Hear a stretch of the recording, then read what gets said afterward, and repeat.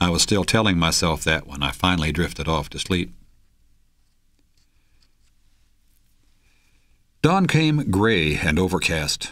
A cold wind blew in across the river, making it hard to get up and face the day. I allowed myself 5 more minutes in the warmth of my blankets, but wound up taking nearly 10. Finally, I stood up, put my hat on, and pulled on my breeches. I couldn't keep my teeth from chattering. My boots were stiff and cold as ice. Just getting up and dressed that morning was the hardest thing I would do all day. By the time I saddled Rutherford and packed my roll, I was feeling some better. However, the wind had picked up and building a cook fire was out of the question. I'd have given $5 for a cup of hot coffee, but I was shaking so bad I would probably have spilled it. The ferryman came out of one of the buildings as I walked down to the landing. I told him howdy and paid him to take me and my horses across. He ignored my greeting but took my money. Minutes later I was on the other side and headed south. The wind had risen, blowing cold and even harder than before. I pulled up the collar of my coat and set out on the stage road.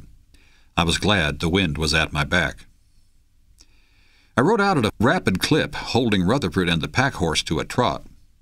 An hour later, sunlight broke through the overcast and lit up the Pine Ridge Mountains to the west.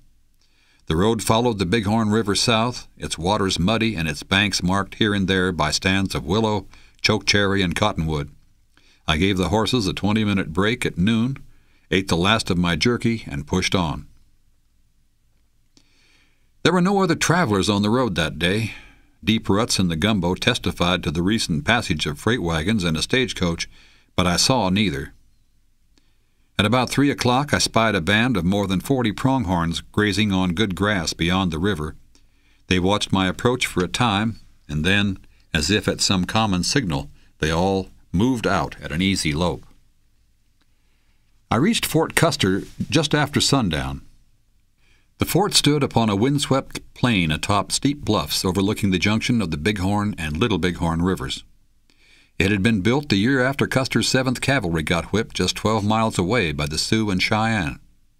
I don't know why the government chose that place to build a fort. Shortly after the battle, all the Indians went to reservations.